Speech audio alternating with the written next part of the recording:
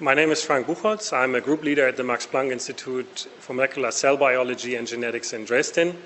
And I'm going to talk about now our work to develop site-specific recombinases for molecular surgery, basically, as a tool to be able to excise sequences, predefined sequences from the genome, and more specifically trying to eradicate HIV-infected cells from the virus, so basically to excise the HIV provirus from the genome of infected cells.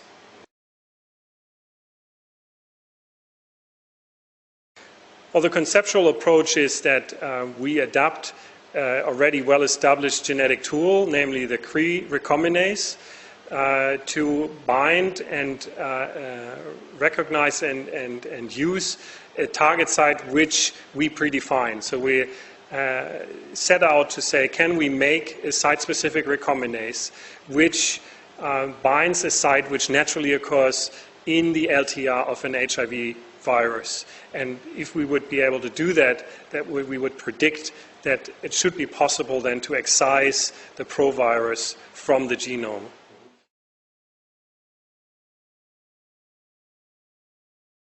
Basically, the viral life cycle goes through a stage where the virus integrates into the cells, and then there, through a reverse transcription, makes a DNA template, which is flanked by two terminal repeats. They're called long terminal repeats, or short LTRs.